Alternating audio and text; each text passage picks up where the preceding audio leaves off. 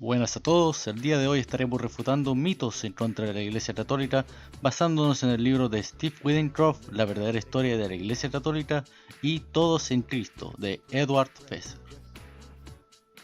El primero es que la Navidad es de origen pagano. Fijar la fecha de Navidad en el 25 de diciembre tenía más que ver con la tradición judía que con la costumbre pagana. En la tradición judía el 25 de marzo se les celebraba como la fecha del sacrificio de Isaac por Abraham, cuando el Señor prometió enviar un cordero para completar el sacrificio. También marcaba el primer día de la creación. Cuando Dios hizo surgir la luz, los primeros cristianos reconocieron fácilmente la relación entre Cristo como el Cordero y la luz y fecharon tanto su concepción como su muerte el 25 de marzo. Si la encarnación ocurrió el 25 de marzo, entonces se sigue que la natividad ocurrió 9 meses después, el 25 de diciembre. Para los primeros cristianos el factor decisivo era la conexión entre la creación y la cruz, entre la creación y la concepción de Cristo, no el deseo de bautizar una celebración pagana, sino por tradiciones judías, en otras palabras. Poco después de que Cristo fundara la iglesia, sufrió una apostasia, convirtiéndose en la corrupta iglesia católica, y la verdadera fe cristiana se volvió clandestina hasta la Reforma Protestante. Un mito muy común, muy famoso. Bueno, esto tiene su origen con Julián el Apóstata. También planteó la teoría de que San Pablo y San Juan Evangelista cambiaron el mensaje de Cristo y fundaron una iglesia corrupta, y argumentó que la fe cristiana se basaba en una mentira, que era una ficción de hombres compuestas por maldad. En esencia, Julián creía, como muchos otros desde su época, que la iglesia sufrió una gran apostasia, que corrompió el diseño original de Jesús para la comunidad cristiana. Las cartas de San Ignacio de Antioco, escritas a principios del siglo II después de Cristo, proporcionan evidencia que lo que enseña la Iglesia Católica hoy es lo que enseñaba la Iglesia primitiva, incluyendo la creencia en la Trinidad, la Encarnación, la primacía del sucesor de San Pedro, la estructura jerárquica de la Iglesia y la presencia real de Cristo en la Eucaristía. Además, San Ireneo, en su obra Contra las herejías, presentó las características de la verdadera Iglesia en respuesta al surgimiento del gnosticismo y varios grupos que afirmaban ser la iglesia verdadera. Ireneo escribió que las características de una verdadera iglesia son las que predican el mismo mensaje sin importar dónde esté en el mundo, que tiene origen apostólicos y que predica el evangelio públicamente en lugar de reclamar conocimiento privado o secreto. Tercer mito: la Edad Media o la Edad Oscura, el oscurantismo. Durante este periodo se observaron varios avances tecnológicos importantes, como el desarrollo de la energía hidráulica y eólica, y la introducción del sistema de agricultura de campos abiertos. La tecnología militar también experimentó grandes avances, como la invención de estribos, la silla de montar contorneada y la herradura de hierro, lo que hizo posible el soldado a caballo blindado. Los monjes benedictinos trabajaron incansablemente en scriptoriums para preservar no solo las escrituras, sino también las obras de autores clásicos griegos y romanos. Además, en el siglo IX, Carlomagno, el primer emperador del Sacro Imperio Romano, creó escuelas palaciegas, donde niños y niñas de todo su imperio eran enseñados en el exigente plan de estudios académicos conocidos como el Trivium, que era la gramática, la lógica y la retórica, aritmética, geometría, astronomía y música, desarrollados por Arduino de York. Cuarto, el Renacimiento presenció un renacimiento de las artes y la cultura clásica, que la Iglesia medieval había reprimido durante mucho tiempo. La Iglesia continuó apoyando la educación al llamar a establecer escuelas. Por ejemplo, Teodulfo, obispo de Orleans y abad de Preury, instruyó a sus sacerdotes para educar a los niños del pueblo de forma gratuita. El apoyo a la educación y el establecimiento de escuelas culminaron en la creación de las universidades, siendo las primeras universidades fundadas en Bolonia a finales del siglo XI. La Universidad de París fue erigida en 1150, Oxford en 1167 y Cambridge en 1209. En total, 81 universidades fueron fundadas antes de mediados del siglo XVI.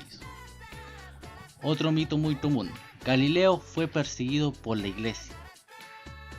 Copérnico tuvo cuidado de tratar al helicentrismo como solo una teoría, no como un hecho probado, y aunque se encontró partidarios, la mayoría de los científicos no lo aceptaron. Sin embargo, Galileo terminaría por abrazarlo y defenderlo con fervor, lo que provocó críticas contundentes de sus colegas científicos. El Papa Urbano creía que la teoría de Copérnico necesitaba más discusión y observación científica, y no debía tratarse como un hecho probado o utilizarse para responder preguntas teológicas. A pesar del favor de numerosos papas, cardenales y obispos, las garantías que podría investigar el heliocentrismo en privado, Galileo continuó insistiendo en que la Iglesia respaldara la teoría de Copérnico, aunque Galileo no lo pudiera probar definitivamente. El caso de Galileo se volvió serio cuando en 1629 él violó el dictamen de la Inquisición de 1616, a publicar el diálogo sobre los dos principales sistemas del mundo, dando argumentos vigorosamente a favor de la verdad del heliocentrismo.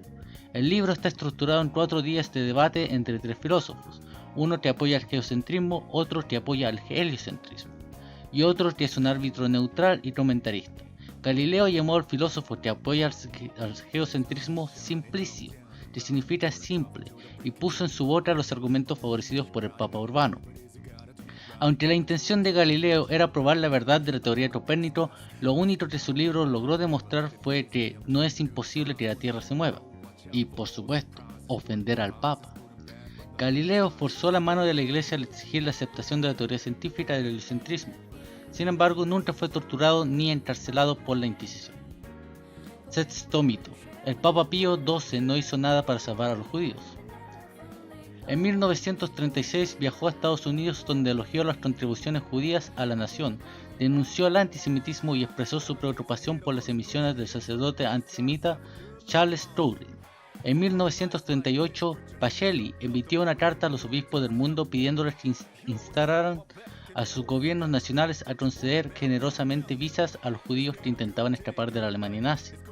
El obispo Fulton Sheen recordó una reunión con el cardenal Pacelli en Roma, donde el cardenal sacó varios periódicos alemanes de un archivo y comenzó a leer y traducirlos.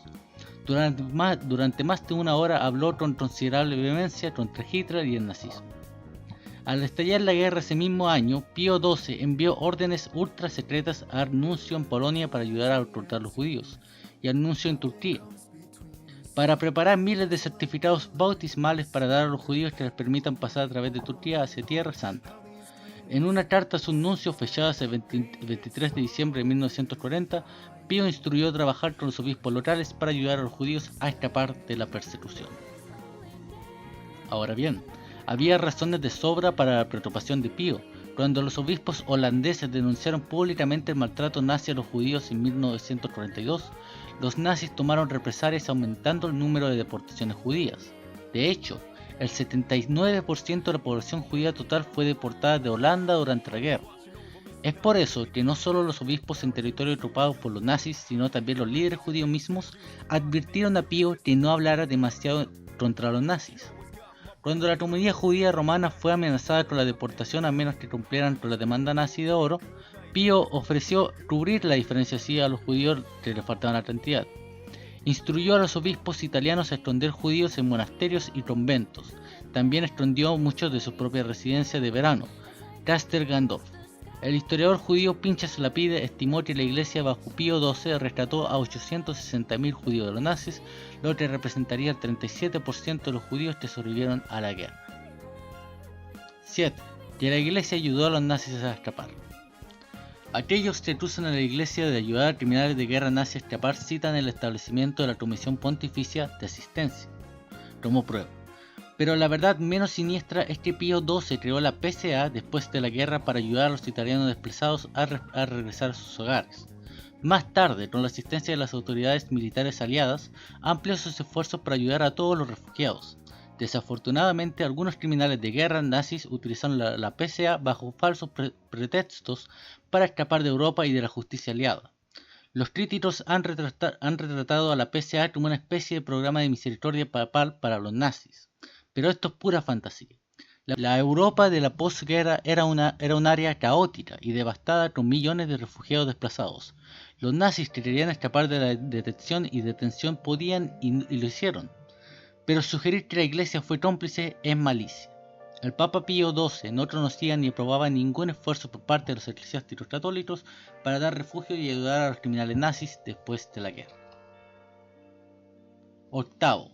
Los misioneros católicos invadieron y esclavizaron a los nativos americanos. Muy bien, algunos españoles fueron nada menos que bárbaros, Pero cuando un sacerdote se atrevió a criticar a cierto gobernador sádico por arrojar niños a sus perros hambrientos, el gobernador ordenó que a un niño fuera cortado en pedazos en presencia del sacerdote.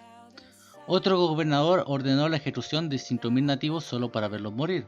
Algunos jefes indígenas fueron torturados hasta que sus tribus pagaron rescates, pero en lugar de liberarlos, las autoridades españolas envolvieron a los jefes en pajas y los arrojaron a fuego.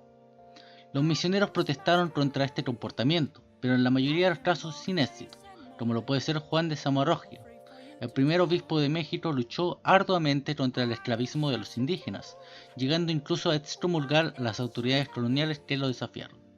Bartolomé de las Casas viajó a España y se quejó en persona al rey Fernando mismo. En total, realizó 5 viajes a través del Atlántico para informar al rey sobre la difícil situación de los pueblos nativos. También documentó los abusos coloniales y condenó la esclavitud en su libro Breve Relación de la Destrucción de las Indias. Recordemos que en un previo video explicamos cómo Francisco de Vitoria sentó la base del derecho internacional moderno, lo que en ocasiones se le han llamado al padre del derecho internacional, o el hombre que por primera vez planteó el derecho internacional en términos modernos. Con el apoyo de juristas teólogos, Vitoria defendió la doctrina de que todos los hombres son libres y sobre la base de esta libertad natural proclama su derecho a la vida, a la cultura y la propiedad. 9. Cristóbal Colón fue un genocida. Contrario al mito popular, Colón trató a los pueblos nativos con gran respeto y amistad. Quedó impresionado por su generosidad, inteligencia e ingenio. Registró en su diario que en el mundo no hay mejores personas ni una mejor tierra. Aman a sus vecinos como a sí mismos y tienen el habla más dulce del mundo. Son gentiles y siempre ríen. Colón exigió que sus nombres intercambiaran regalos con los nativos que encontraran, y no solo tomaran lo que querían por la fuerza. Hizo cumplir esta política rigurosamente. En su tercer viaje en agosto de 1500, colgó a hombres que lo desobedecieron al dañar a los nativos. Colón nunca tuvo la intención de esclavizar a los pueblos del Nuevo Mundo. De hecho, consideraba a los indios que trabajaban en el asentamiento español en la Española como empleados de la corona. Como prueba adicional de que Colón no planeaba depender del trabajo esclavo, pidió a la corona que le enviara mineros españoles para buscar el oro. 10. La religión católica es causante de guerras. En su enciclopedia de guerras en 3 volúmenes, 2004, Charles Phillips y Alan Axelrod identifican un total de 1760 guerras en la historia humana. De ese número, solo 123 podrían clasificarse como de naturaleza religiosa, lo que equivale a menos del 7% del total. Cuando se excluyen las guerras emprendidas por el Islam, que es el 50% de las 123, el número de guerras causadas por la religión se reduce a solo un 3% del total. La Primera Guerra Mundial representó la muerte de casi 8.500 millones de hombres en apenas 4 años. Alemania perdió un tercio de su población masculina en el conflicto. También contribuyó al estallido de una pandemia de gripe que mató entre 30 millones y 50 millones de personas en todo el mundo. Luego siguió el surgimiento del fascismo y el nacionalismo y el comunismo, que inauguraron una era de muerte y destrucción como el mundo nunca había visto. Estas ideologías sometieron al individuo, al Estado en un constructo utilitario que deshumanizaba y devaluaba a la persona humana. También buscaron destruir la Iglesia Católica, que se enfrentó casi sola contra ellos. Sus sueños de conquista llevaron a la muerte a 78.4 millones de personas en la Segunda Guerra Mundial. 11. Que la Iglesia Católica es pedófila. Aunque los científicos sostienen que el abuso sexual de niños es más prevalente dentro del sacerdocio católico que en otros lugares, las estadísticas no respaldan esta afirmación. Se estima que 1 de cada 5 niñas y 1 de cada 20 niños en todo el país serían víctimas de abuso sexual. La mayoría de este abuso es cometido por miembros de la familia, generalmente padres o padrastros, no por clérigos. El Centro Nacional para Víctimas del Crimen informa que el 75% de los adolescentes en los Estados Unidos han sido agredidos sexualmente por alguien que conocen bien, dentro de la familia, en otras palabras. Que la Iglesia Católica es machista. 12º mito. En la sociedad imperial romana, las mujeres estaban subordinadas a sus esposos o padres y no tenían los mismos derechos y privilegios que los hombres. Los autores paganos trataron a la Iglesia Católica como una religión de mujeres y esclavos. y las mujeres se sentían atraídas por la iglesia precisamente porque no clasificaban a sus miembros en grupos estratificados. Todos eran bienvenidos y todos eran iguales en Cristo. En alta estima por las mujeres en la iglesia primitiva se evidencia aún más por la reverencia hacia las mujeres mártires, que fueron las primeras en ser reconocidas como santas. La iglesia se opuso a los matrimonios forzados, que eran comunes en la Edad Media, y por supuesto, la iglesia siempre ha prohibido el divorcio, lo que perjudica más a la mujer que al hombre.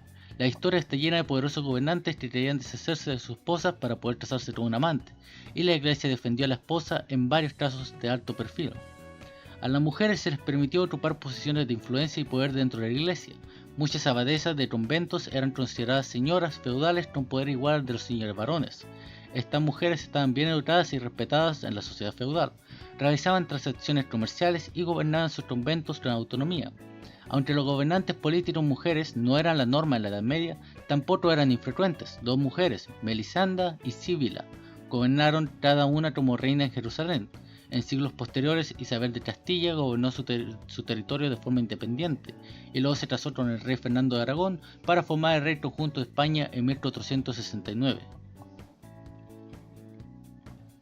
14. Que la Iglesia Católica es antisemita. El Papa San Gregorio Magno prohibió la conversión forzada de los judíos y les permitió la libertad de culto en Roma. El Papa Calixto II condenó a la violencia contra los judíos, incluida la destrucción de sinagogas, y al igual que Gregorio prohibió las conversiones forzadas. El Papa Bonifacio IX empleó personalmente a médicos judíos y otorgó plena ciudadanía a los residentes judíos de Roma.